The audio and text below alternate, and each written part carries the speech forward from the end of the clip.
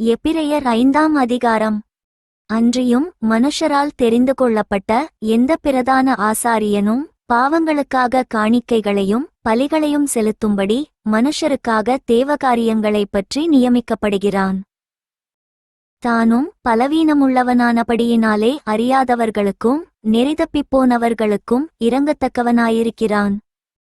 அதினிமித்தம் அவன் ஜனங்களுடைய பாவங்களுக்காக பலியிட வேண்டியது போல தன்னுடைய பாவங்களுக்காகவும் பலியிட வேண்டியதாயிருக்கிறது. மேலும் ஆரோனைப் போல தேவனால் அழைக்கப்பட்டாலொழிய ஒருவனும் இந்த கனமான ஊழியத்துக்கு தானாய் ஏற்படுகிறதில்லை.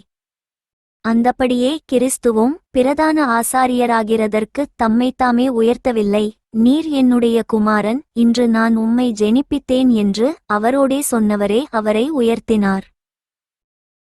அப்படியே வேறொரு இடத்திலும் நீர் மெல்கிசேதேக்கின் முறைமையின்படி என்றென்றைக்கும் ஆசாரியராயிருக்கிறீர் என்று சொல்லியிருக்கிறார்.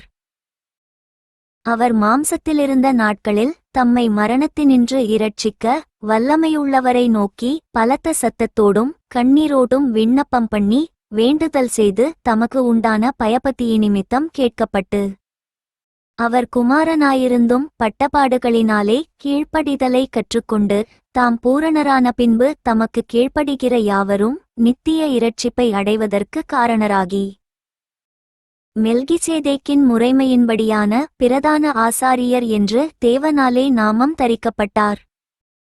இந்த மெல்கிசேதேக்கை பற்றி நாம் விஸ்தாரமாய் பேசலாம். நீங்கள் கேள்வியில் மந்தமுள்ளவர்களானபடியால் அதை விளங்க பண்ணுகிறது அரிதாயிருக்கும்.